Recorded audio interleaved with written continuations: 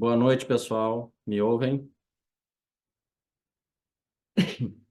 Boa noite, senhor. Te ouvimos. Beleza.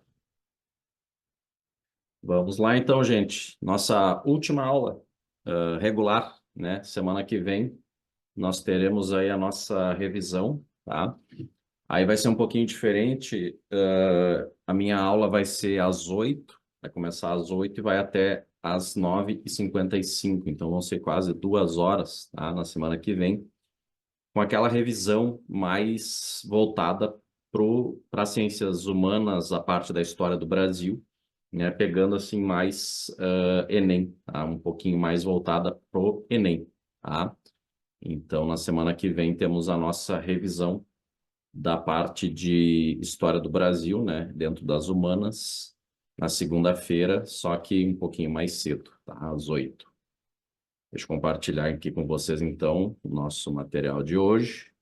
Estávamos ainda na ditadura civil-militar, né?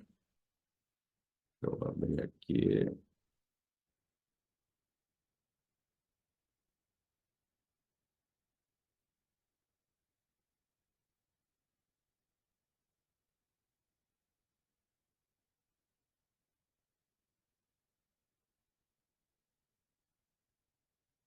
Se vai.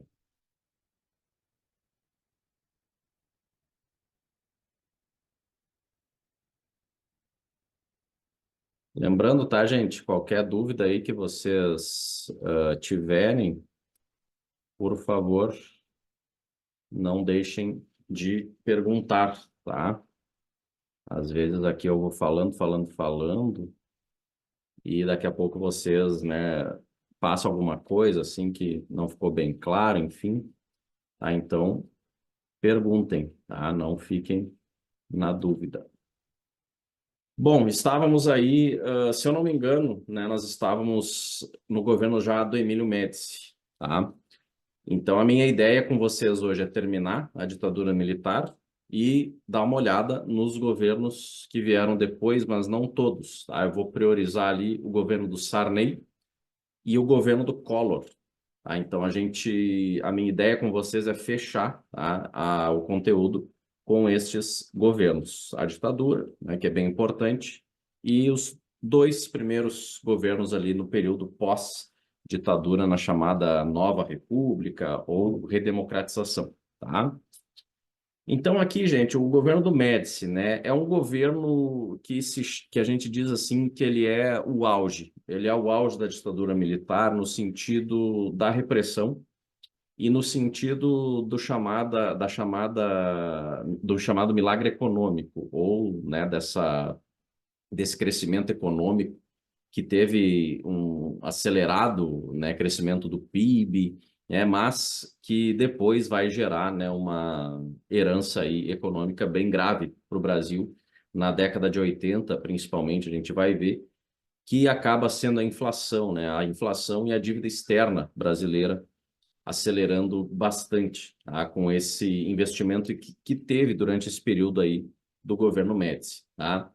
No governo dele, então, por causa da repressão, né? A repressão ela vai ganhar muita força, porque assim, o Médici vai botar muito dinheiro nos aparelhos de repressão, tá? Os DOI-CODES, eu até botei o DOI-CODE lá embaixo, que é o Departamento de Operações de Informação do Centro de Operações de Defesa Interna, o DOPS, entre outros, tá?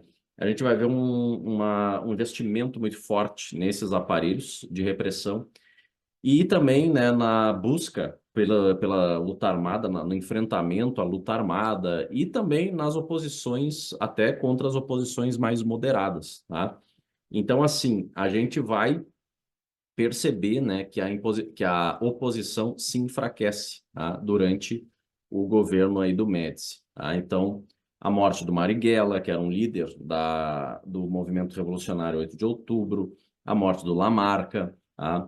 O enfraquecimento da oposição legal, politicamente, o uso das propagandas também de ufanismo, propagandas de exaltação do regime, aquelas frases assim, Brasil, ame-o ou deixe-o, ninguém segura este país, para frente Brasil, né? O uso dessas propagandas de assim mobilização patriótica ou suposta mobilização patriótica, Obras faraônicas, então, o Médici também se aproveita, né, desse crescimento do chamado milagre econômico, que tem um investimento muito forte de recursos externos do Brasil, e ele vai, então, dar início a algumas obras de grande porte, chamadas obras faraônicas, tá?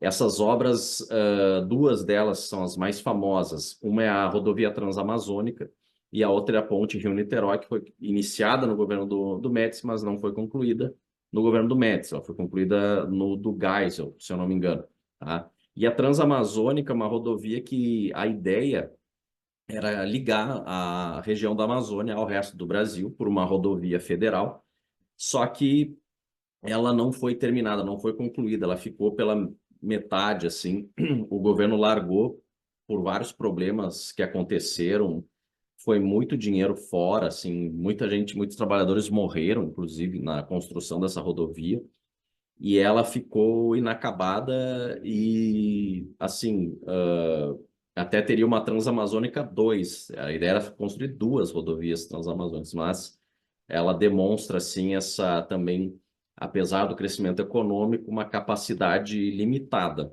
né, para também obras desse porte, tá?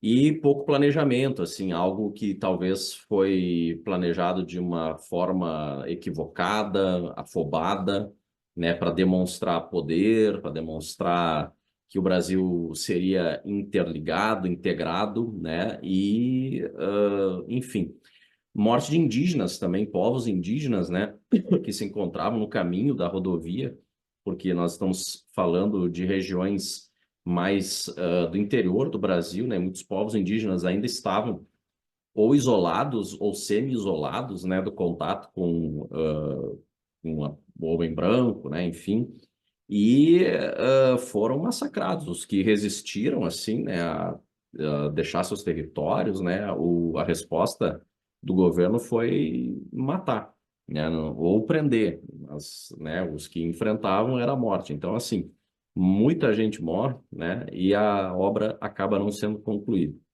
Eu botei aqui algumas outras coisas, tá? Então, além dessas medidas, além dessa caracterização do governo Médici, algumas outras coisas que aconteceram, tá? Agora, nos próximos slides aqui vão aparecer. Vamos ver, você vai. Uma música que se torna muito famosa, né, até hoje, é uma das composições, assim, né, mais famosas do Chico Buarque. Então, apesar de você, né, se torna um hino de resistência. E no início a censura não percebeu, né, que se falava de uma letra contra a ditadura, né, contra o autoritarismo, contra a violência, enfim, e deixou passar. Então, 100 mil cópias foram vendidas, né, numa semana, e depois que as autoridades perceberam, né, aí sim censuraram, né, proibiram que elas fossem vendidas, mas chegaram tarde, né. Ela se tornou, então, uma música muito famosa até hoje, né? Ela é cantada, enfim, ela é relembrada. Tinha já a música, já tinha outras músicas, né, de protesto que a gente falou na aula passada, tem aquela do Geraldo Vandré, né, para não dizer que não falei das Flores, mas essa do Chico também, né, se torna uma música bem famosa e de resistência. O Cálice também, né, também uma música famosa do Chico. Tá? Então, né, as músicas de engajamento, assim, as músicas, né, de protesto, músicas de resistência, elas também fazem parte dessa conjuntura. Outra questão interessante, né, é que o Brasil ganha a Copa do Mundo de 70 no México e o governo vai se utilizar disso também, né, para fazer uma propaganda para o governo, mostrando, né, a força do Brasil, não só na suposta força, né, do Brasil na questão econômica, mas também no futebol.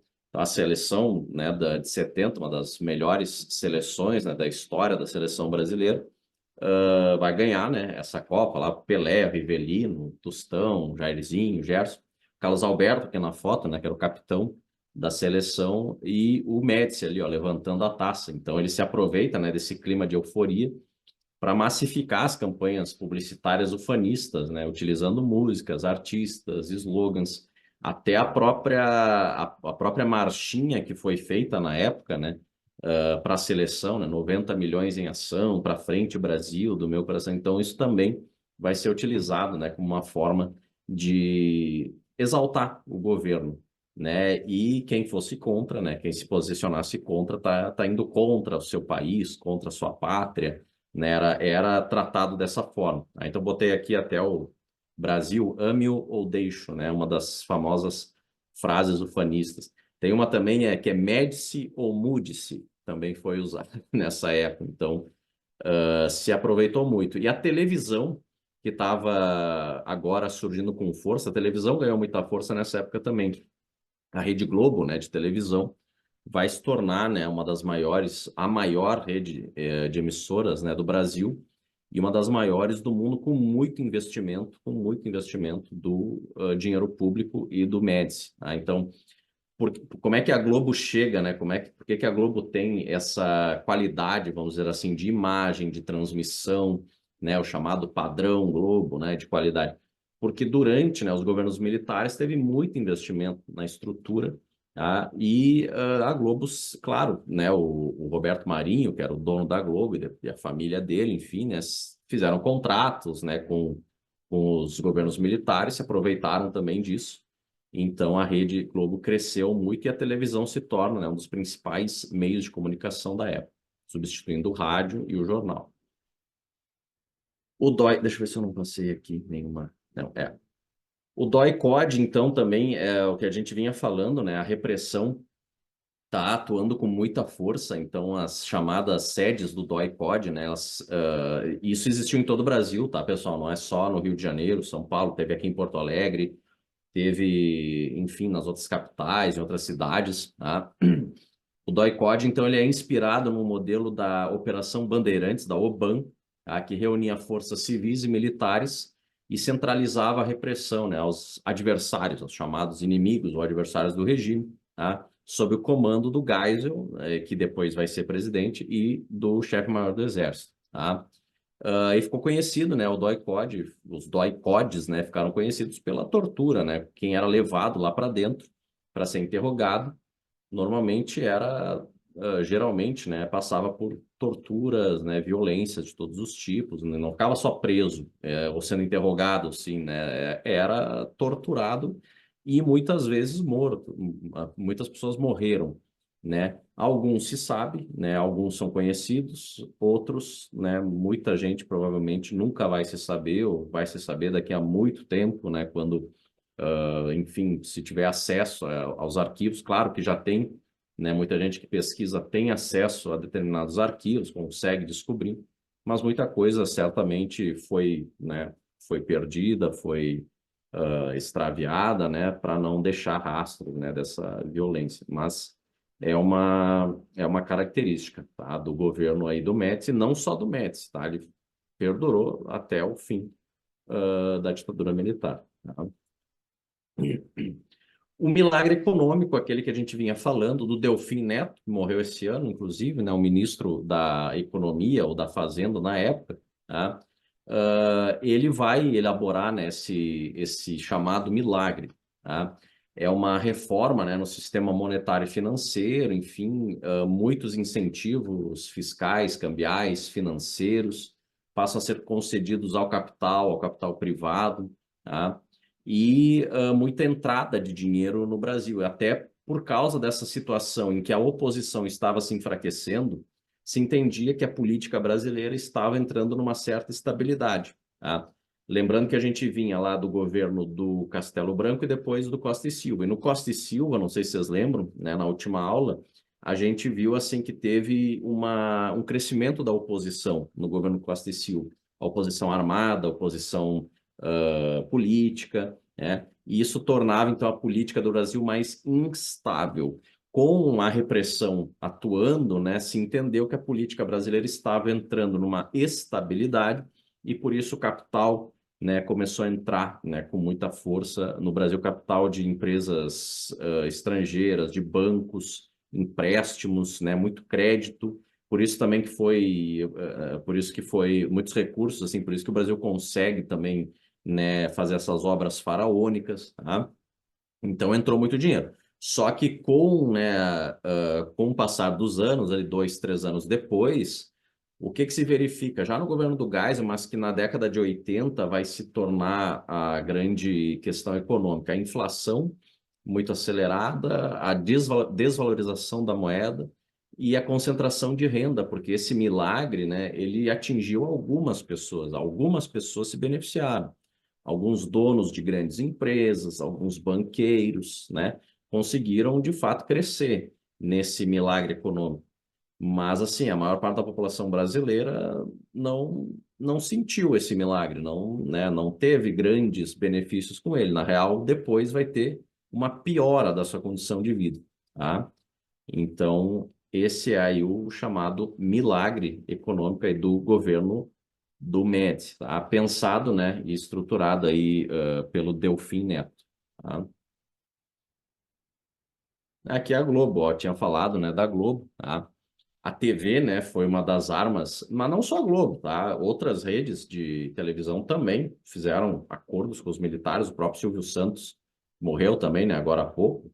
Ele tinha até no SBT, nos programas dele, tinha a Hora do Presidente, em que ele, né, entrevistava lá, era o Figueiredo já, eu acho, o Gás, enfim, né, faziam, né, uma certa exaltação, assim, né, não era algo assim de crítica, era algo bem, né, passando pano, né, ou enfim, dando né, uma maquiada ali no que estava acontecendo. Ah, não foi só a Globo, mas a Globo foi uma das principais, assim, né, do governo durante a ditadura militar. Então foi uma arma, né, para alcançar a integração, a chamada integração nacional, e ela desempenha um papel fundamental, tá? Então, entre 65 e 82, o grupo, né, da Globo, o grupo do Roberto Marinho, passou de detentor de uma única concessão, de televisão no Rio à concessão da quarta maior rede de TV do mundo, tá? Ou seja, olhem só, né, num período de nem 20 anos, aí, né, a Globo, o crescimento que ela teve, tá? Foi possível isso graças ajuda aí do governo militar, né, que fez vista grossa a entrada de capital estrangeiro, que era proibido por lei na época, tá? Então, né, a Rede Globo, e tem até um vídeo, eu não sei se ele ainda está no YouTube, acho que sim, tem um vídeo da Globo de 10 anos depois do golpe, que é um vídeo de 74. Ele é narrado pelo Cid Moreira, e aí o Cid Moreira, enfim, na narração ali é só elogios, né, ao governo militar, dizendo que o Brasil estava muito ruim, que o Brasil passava por uma crise econômica lá na época do Jango, né, enfim, no início da década de 60, e como supostamente, né, melhorou com os governos militares, né? Então, claro que eles não falam, né, com a ditadura militar, eles não falam isso, né, é um vídeo para exaltar, para elogiar. Tá? Então, aqui já temos aí a participação da Globo nessa chamada integração nacional. Tá? A Globo ganhou muito dinheiro com isso, claro. A Transamazônica, que eu falei, ó, tem até uma imagem, tá? Com a presença até, né, do Médici ali, começaram as obras, né, ali no início da década de 70, em uma clareira aberta a 8 quilômetros da cidade de Altamira, no Pará. Tá? Era um projeto ousado, mas inconsequente, né? Então, porque assim, foi muito mal planejado, equivocado, custou US$ 1 bilhão na época. E olhem só, né? US$ 1 bilhão hoje em dia é muito dinheiro, imagine na década de 70, tá? Não chegou ao fim. E o que foi aberto, né, para fazer a Transamazônica já foi tragado pela floresta, já nem existe mais praticamente, tá? Então, assim, né, uma obra com gasto enorme, com mortes, né, como eu disse, de trabalhadores, de indígenas e inacabada, né? Uma rodovia que era a ideia, né, aquela da chamada integração, né, ligar a Amazônia ao resto do Brasil. Tá?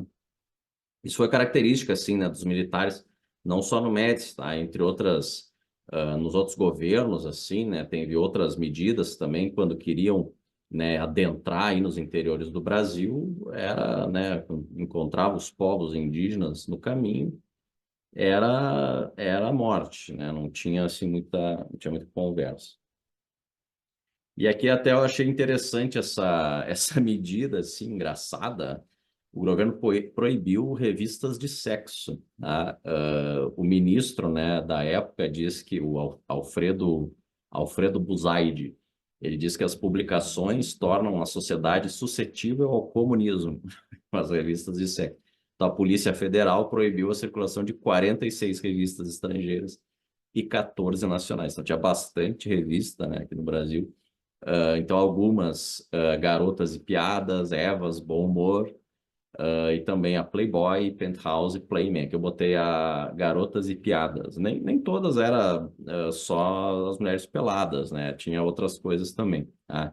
Ele justificou, né, o Alfredo, que era o ministro da Justiça, o Alfredo Buzait, ele justificou que a moral, os costumes e segurança nacional são temas entrelaçados e, se não merecem devida atenção do governo, enfraquecerão a sociedade, tornando permeável às investidas do comunismo internacional.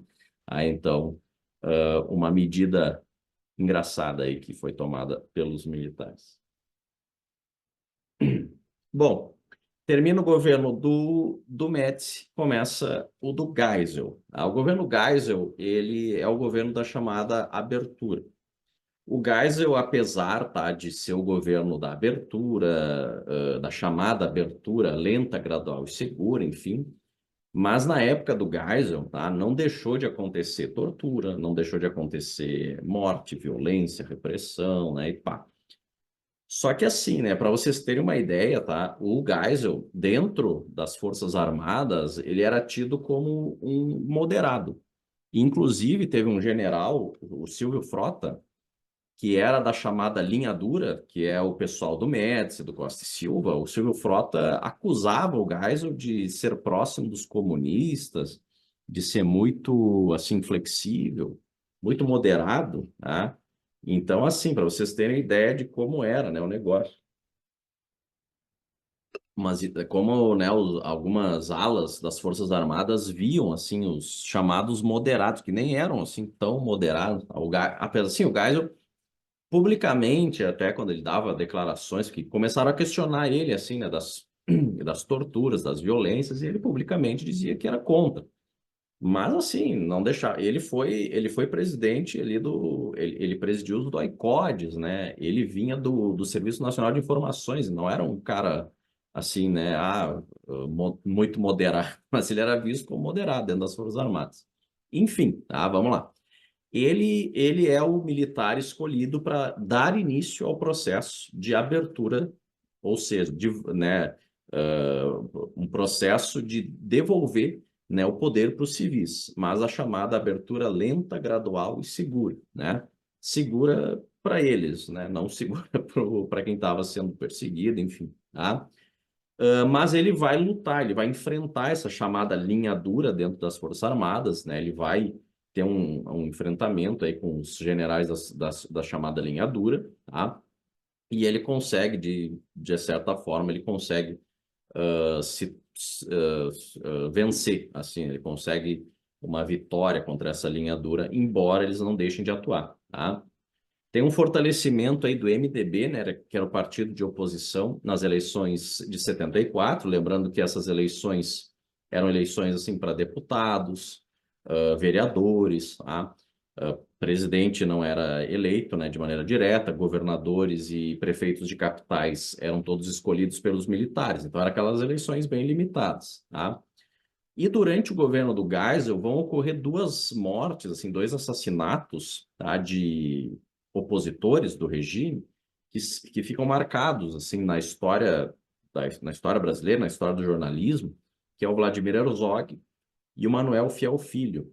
Os dois, em condições assim parecidas, os dois foram chamados para um interrogatório num DOI-CODE, foram torturados e mortos na tortura, eles morreram, né, sob tortura, e deram como suicídio a morte deles. Os militares, né, falaram que eles se suicidaram. Depois eu vou falar ali do caso do Herzog. Então, assim, né, não deixa de acontecer. A violência, a repressão, ela segue, tá? Durante o governo do Geisel ainda vai ter a Lei Falcão, quando os partidos políticos nas eleições, eles só poderiam apresentar o nome, o número e o currículo dos candidatos nas eleições que fosse para vereador, deputado, prefeitos, né, de cidades menores, tinha eleição. Então, assim, nas eleições, quando elas ocorressem, a partir da Lei Falcão, que foi pensada pelo ministro Armando Falcão, o candidato não podia falar.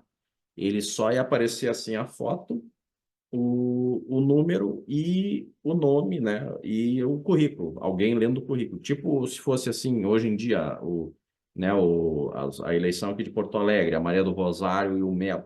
Se aparecer a cara deles, a foto deles, o número e o currículo. Eles não poderiam falar na sua propaganda, tá? Por quê? Por que que o governo fez isso? Para enfraquecer a oposição, porque os candidatos da oposição, do MDB, né? Quando eles apareciam, eles falavam, eles denunciavam coisas da ditadura, né? Violências, censuras, enfim. Então eles apareciam criticando. Então era para enfraquecer a oposição, tá? E logo depois também foi feito o pacote de abril.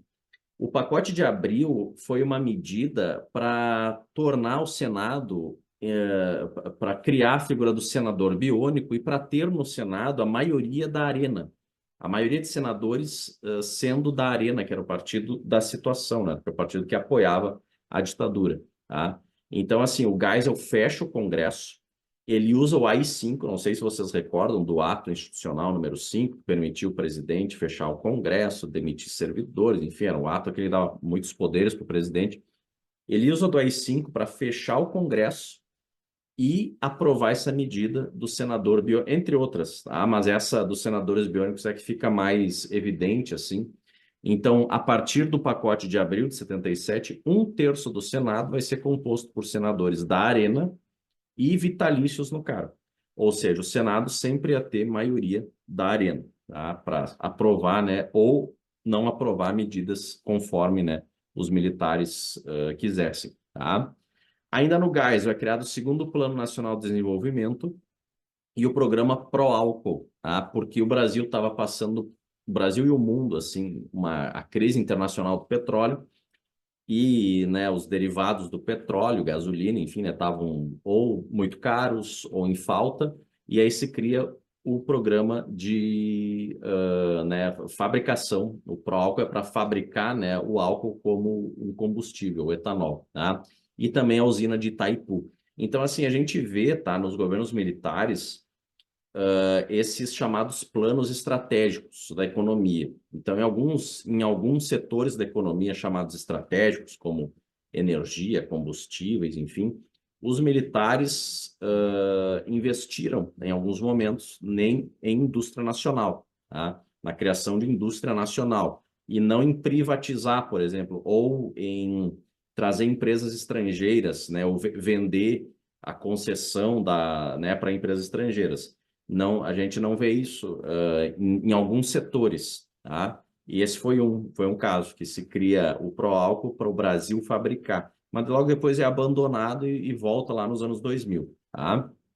Se rearticula também o movimento operário no final aí do governo Geisel, os metalúrgicos, né, do ABC Paulista, o Lula surgindo como liderança, né, das greves, enfim, né? Então as categorias de trabalhadores começam a se rearticular porque no final ali do governo do Geisel começa a ter a repressão, assim, ela dá uma certa aliviada, tá, para os movimentos de trabalhadores. Vai ter ainda a morte dos três formadores lá da Frente Ampla, do Juscelino, do Jango e do Lacerda. Eles vão morrer assim num espaço de 9 meses, os três vão morrer. E o caso da Zuzu Angel, que também foi assassinada quando ela tentava reaver o corpo do filho dela, que foi morto sob tortura, o Stuart Angel, e ela foi morta também. Então, assim, como eu disse, né, apesar da abertura do Geisel ser visto como moderado, e, enfim, né, a linha dura acusar ele de ser próximo dos comunistas, tem muita morte ainda, muita tortura, muita violência, tá? Vamos passar aqui, vamos ver algumas coisas. Aqui é o governo anunciando a distensão, essa abertura é chamada distensão segura, tá? Num discurso, então, aos dirigentes da Arena, o presidente, o Geisel, anuncia esse projeto da lenta, gradativa e segura distensão, ou seja, abertura do regime, né, para devolver o poder aos civis, é claro, né, devolver para quem eles tinha uma posição ideológica próxima deles, né, que era o pessoal da Arena. Tá? A estratégia, né, que foi traçada pelo Golbery, o Golbery do Couto Silva, que foi o criador do Serviço Nacional de Informações, era alterar a Constituição por meio do Congresso, de forma a legitimar parte dos atos institucionais autoritários, restabelecendo alguns direitos democráticos. Tá? Então, essa era a estratégia do Golbery. Tá? Então, assim, ele vai, né, acenando com medidas para recuperar, né, alguns direitos democráticos de maneira lenta e gradual. Tá?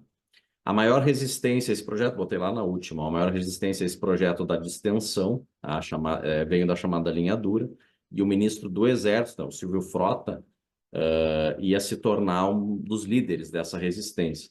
Então, eles tentavam sabotar essa distensão, tentavam pressionar o governo para que ela não ocorresse. Tá? O pessoal aí da linha dura.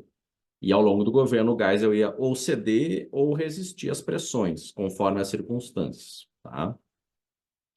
Aqui o Vladimir Herzog era um jornalista, diretor da TV Cultura, diretor do Departamento de Telejornalismo da TV Cultura de São Paulo e professor da Escola de Comunicações da USP. Tá? Ele é chamado para depor, então, no DOI-CODE, ele vai ser torturado e morto, né, na tortura, só que vão dizer que ele se matou. E aí tem uma foto, eu até não botei no material, mas tem uma foto famosa, assim, que ele tá, disseram assim, ele se matou, ele se enforcou na prisão, na cela. Só que a corda tá aqui no pescoço, ele tá ajoelhado, assim, praticamente no chão, não tinha como ele se matar daquele jeito, né? Então, ficou claro ali que ele tinha sido morto e que os militares tentaram encobrir, né, esse assassinato, dizendo que ele se suicidou. Tá? E aí depois, claro, vai ter um movimento para que a causa da morte seja alterada, mas só em 2003, né, que isso é alterado. Tá? Então a morte aí do Herzog ficou bastante famosa, o assassinato, né, do Herzog ficou bastante famoso. Tá? E aqui o caso da Zuzu Angel. Ela é uma estilista famosa e ela começa a denunciar o desaparecimento do filho dela, que era militante do MR8, tá? O Stuart Angel. O filho dela foi levado para a base aérea do Galeão, também foi morto sob tortura e sumiram com o corpo dele. Provavelmente lá na base mesmo enterraram, enfim, e os militares não queriam admitir, né? Não iam admitir que estava com o corpo dele. Ela sabia assim que ele estava morto, mas ela queria o corpo, ela queria enterrar, né, o corpo dele e tal, e aí ela começa a pressionar, e como ela tinha muitos contatos, né, nos Estados Unidos, o pai do Stuart Angel era estadunidense, ela começa a incomodar, assim, os militares, ela não era, né, ela tinha gente grande, assim, né, a quem ela recorria, e aí, num acidente, né, o carro dela, o Carmanguia, vai ser abalroado por um caminhão e ela vai morrer, tá, num acidente. Então, é outro caso aí que ficou famoso. Depois até fizeram um filme, tem uma música do Chico Buarque para ela, que é a Angélica, se eu não me engano, tem um filme dela e tem até programas, assim, tem o Linha Direta, que ele fez um programa sobre o caso dela e tal. Então, é outro caso famoso, tá? E a Lei Falcão, aquela que eu falei, ó, silencia a campanha eleitoral. Para impedir a vitória do MDB, tá, nas eleições, a ditadura proíbe os candidatos de falar na TV. Tá? No rádio também. Claro que no rádio não aparece a cara, né? Mas aí alguém e um narrador lá lendo só o nome dos candidatos, tá? E o número, enfim. Então foi uma resposta que a ditadura deu para a oposição, quando a oposição se fortalece nas eleições, né, de 74, e a Arena teve umas derrotas importantes, assim, né? Então os candidatos do MDB, quando falavam, né, falavam contra a ditadura, e aí a Lei Falcão veio para impedir, né, que eles falassem, tá? Ela vigorou por 4 eleições, então ela foi de 76 até 84. Daí, em 84 ela é revogada.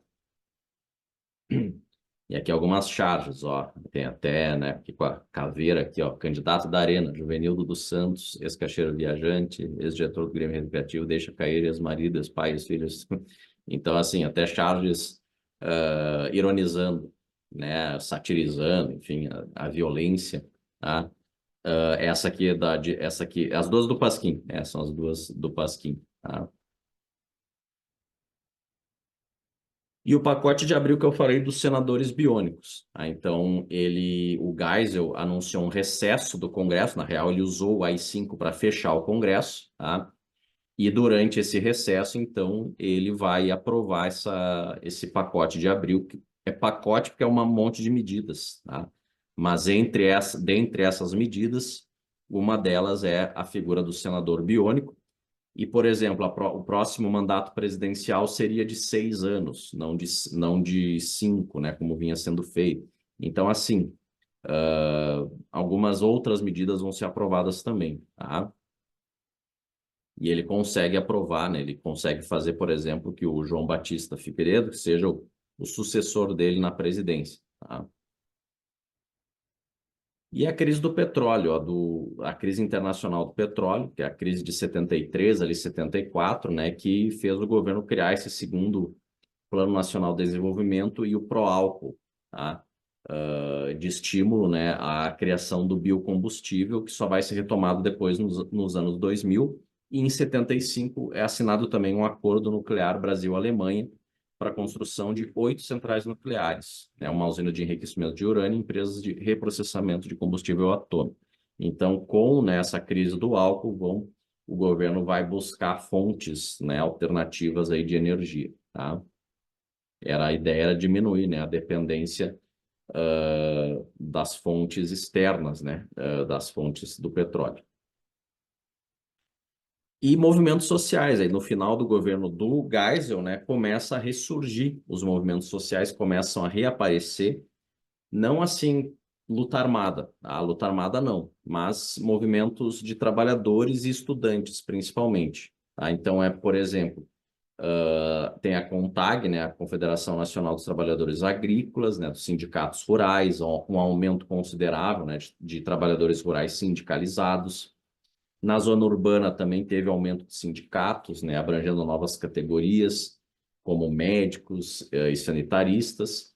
Surgem também nas periferias uma rede de entidades e movimentos de base. O movimento estudantil, a partir de 77, retoma os protestos, as passeatas. Em 79 é reorganizada a UNE, que era tolerada, não era reconhecida, mas tolerada pelo governo. Tá? E o movimento operário também, né? O movimento da indústria automobilística passou a se organizar e ampliar as comissões de fábricas. Vai surgindo um novo sindicalismo com uma forte influência da Igreja Católica. Daí que vem o PT. Tá? Então, a origem aí do Partido dos Trabalhadores é nessa luta sindical com uma influência, né, do catolicismo. Não é à toa que várias figuras aí, por exemplo, do PT se dizem, né, religiosos, católicos, o próprio Lula, né, se dizem muito aí ligados a a religião, né, católica, tá? Então, o Sindicato dos Metalúrgicos de São Bernardo, de Adema, né, vão promover uma campanha pela correção salarial, né, e projetam também a liderança do Lula. Então, os movimentos sociais vão se rearticular e vão surgir novos, tá? No final aí do governo do Gás, no final da década de 70.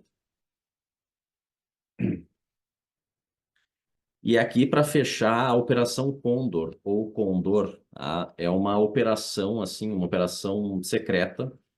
Era uma espécie de, assim, operação, uma ligação, uma rede entre as ditaduras da América do Sul, uma rede de troca de informações, de presos políticos, de opositores, troca de informações sobre opositores, que envolvia Brasil, Argentina, Uruguai, Paraguai, Chile, porque na década de 70, final ali, segunda metade da década de 70, vários países da América do Sul estão sob ditaduras, né, autoritárias, as chamadas ditaduras de segurança nacional. Tá?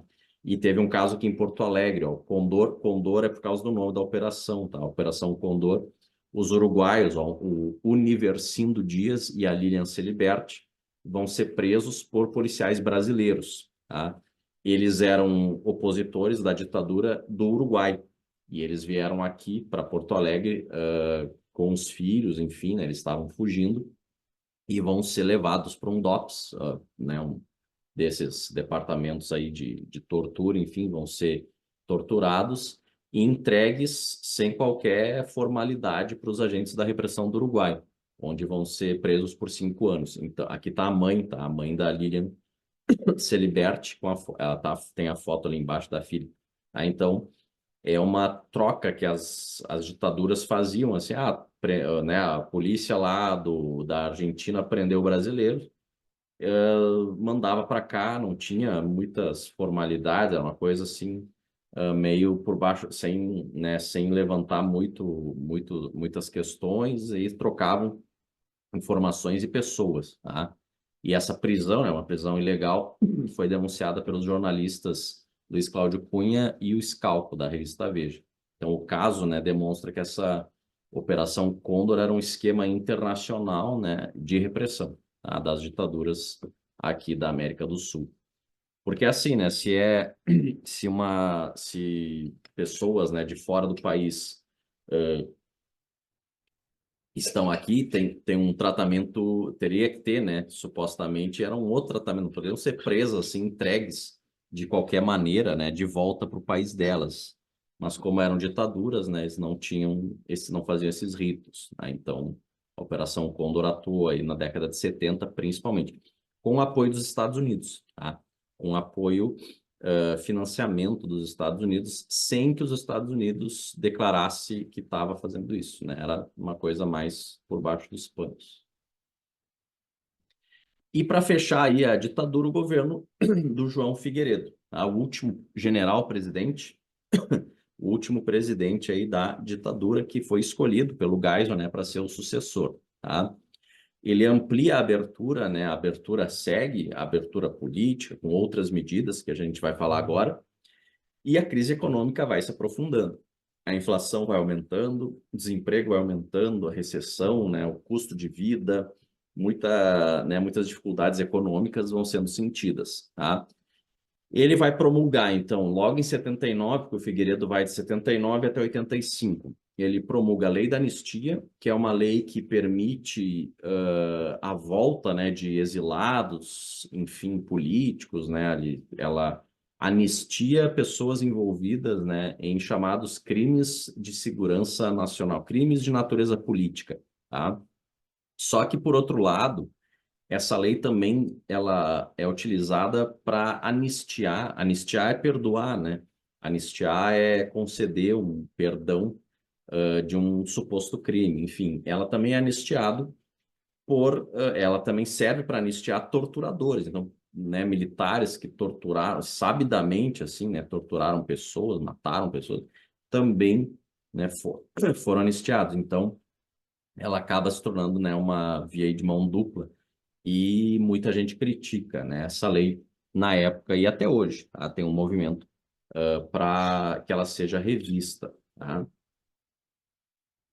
E junto com ela a lei orgânica dos partidos, porque a partir de 79 daí se entende que a Arena e MDB devem deixar de existir e a Arena vira o PDS e o MDB se destrincha em vários partidos. Isso foi visto como uma manobra, tá, do governo militar, dos governos do Figueiredo, e claro, né, do alto escalão e das Forças Armadas, enfim, para dividir a oposição. E, de fato, a oposição sai mais dividida. Com o fim, né, do bipartidarismo, essa nova lei permite, né, o pluripartidarismo, o retorno do pluripartidarismo, a Arena se torna o PDS, né, o PDS era a Arena, basicamente isso. E o MDB, né, ele já se divide mais, em PMDB, PT, PDT, PP, então assim, né, surgem quatro, pelo menos, partidos nesse primeiro momento, depois vão surgir outros. Então a oposição sai mais dividida, tá? Porque iam ter eleições diretas em 82, iam ter eleições diretas para governador. Tem um atentado ainda, um atentado que a linha dura fez contra a linha dura tentou incriminar os grupos de esquerda, os grupos de oposição, e tentou implantar uma bomba, tá, num festival que estava ocorrendo na sede do Rio Centro, no Rio de Janeiro. Tá? E ficou famoso na época também a bomba, só que a bomba explode no colo assim, do sargento que estava levando ali a bomba e tal. Fica evidente, né, que eles iam botar a bomba em algum lugar ali. Tá? Ocorre eleições diretas para governador em 82 e a campanha direta já, tá? Com a emenda Dante de Oliveira para que ocorram eleições diretas para presidente, que não vão acontecer, né? As eleições ainda vão ser indiretas, tá? E nas eleições indiretas, quem vai vencer é o Tancredo Neves e o José Sarney, o seu vice. Tá? Então, em 85, né, nas eleições indiretas ainda, final do governo Figueiredo, quem vence é a chapa ali do Tancredo Neves com o José Sarney. Só que o Sarney, ele vinha da Arena. Tá? Ele formou um partido novo, o PFL, o Partido da Frente Liberal, e ele se desentende lá com o Maluf, o pessoal da Arena. O Maluf era o candidato pelo PDS, da antiga Arena, e aí o José Sarney, que vinha da Arena, da antiga Arena, ou seja, apoiador da ditadura militar, vai assumir a presidência depois do Figueiredo. Então, o Tancredo Neves acaba não assumindo a presidência em 85. Só vou mostrar aqui algumas coisas, pessoal. O Figueiredo assumindo, então, a ditadura na sua fase final, tá? Era já, né, os militares já tinham essa ideia que o Figueiredo ia ser o último presidente. Mas eles só iam entregar, né, dentro do que eles, né, dentro do jogo deles, né? Eles só iam passar a presidência para quem eles entendessem, né, que fosse ser um presidente seguro para eles, né? E o Tancredo seria, né? Seria esse cara aí, né, que não ia, por exemplo, não ia chamar tribunais para julgar os militares, né? Não ia acontecer isso. Então, foi uma transição, né, né, nos acordos que os militares quiseram, né, como eles queriam, tá? Aqui tem uma votação, né, a votação de anistia, né, da lei da anistia, de anistia parcial, que rachou a Arena por causa da lei da anistia, né, a Arena vai se posicionar contra, enfim, né, por causa que a lei acaba anistiando pessoas da oposição, né, contra a ditadura. E a reforma que coloca fim à lei orgânica dos partidos, né, coloca fim à Arena MDB, em 79. Essa reforma, então, vai se tornar aí o retorno, né, do pluripartidarismo. Tá? O objetivo, né, da ditadura com essa chamada reforma partidária era dividir o MDB antes das eleições para Câmara e Senado em 82. Tá? E, de fato, né, vai ter muita gente aí da oposição que vai ter muitos votos. E aí vão ocorrer as eleições, né, de 82 ali 83, e muitas pessoas assim que são conhecidas, né, por exemplo, o Brizola foi eleito pelo PDT governador do Rio de Janeiro, tá? Então, assim, né, alguns nomes, né, vão se tornar, que já eram conhecidos da política nacional, agora vão ser eleitos para cargos políticos. O Lula, por exemplo, foi eleito deputado federal na época, o Brizola foi eleito governador, enfim. Então, alguns nomes aí vão passar, né, ou que já eram conhecidos ou que já estavam atuando, né, alguns movimentos vão passar a fazer parte aí de cargos públicos. Tá?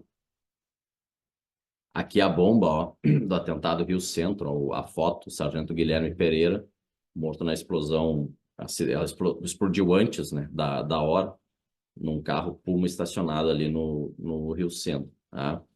Ele estava, o sargento estava acompanhado ali do capitão Wilson Dias Machado, tá? E seria, né, o objetivo era criar pânico na plateia e responsabilizar um grupo de esquerda pelo atentado. Só que a bomba explodiu antes, né, e demonstra que a linha dura estava atuando e a crise política do Figueiredo se acentua também por causa disso. Tá? E aqui o movimento das diretas, ó, o deputado, esse à direita, o barbudinho ali, o Dante de Oliveira, que é o deputado que propõe a emenda constitucional para que as eleições para presidente fossem diretas, né, e não indiretas, e ali o Ulisses Guimarães, que vai ser bastante conhecido por participar desse processo aí das eleições, depois da Constituição de 88, tá? Então, era uma ideia, né, da oposição tentar fazer com que, né, a eleição para o próximo presidente não fosse indireta, mas acabou sendo. Muita gente vai nas ruas, né, vai para as ruas pressionar, né, vai se manifestar, as chamadas diretas já, né, as pessoas vão se manifestar porque queriam votar para presidente desde a década de 60, né, não tinha eleição direta para presidente. Então, milhões vão às ruas do Brasil inteiro, nas principais capitais, enfim, né, para se manifestar aí pela emenda Dante de Oliveira. Mas, né, os militares não estavam afim de que fossem eleições diretas, então teve até cercaram, né, o Congresso, tanques, usaram tanques lá em Brasília, enfim, né, então, né, os militares demonstrando que a ideia, né, no final ali não era tivesse eleição direta, e sim, dentro do que eles entendiam, né, que o próximo presidente fosse eleito pelos deputados constituintes, pelos deputados que pudessem votar para presidente, tá? E aí ocorre a eleição do Tancredo, tá? Para fechar aí a aula, né, o Tancredo Neves, ele vai se tornar o candidato da oposição, né, ou seja, do PMDB, tá? Essa oposição moderada, claro, né? E o Maluf, o candidato do PDS, tá? Como eu disse antes, né, o Maluf é uma figura muito, assim, não era muito bem visto dentro do PDS por várias pessoas, então alguns partidários do PDS se debandaram do PDS, formaram o Partido da Frente Liberal, PFL, e se uniram ao PMDB, tá? Formando a chamada Aliança Democrática. Então, Tancredo Neves foi eleito pela Aliança Democrática por 450 votos contra 180 do Maluf, tá?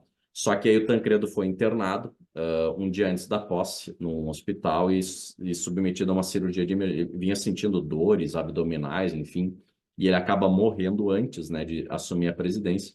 Então, quem assume a presidência é o Sarney, tá?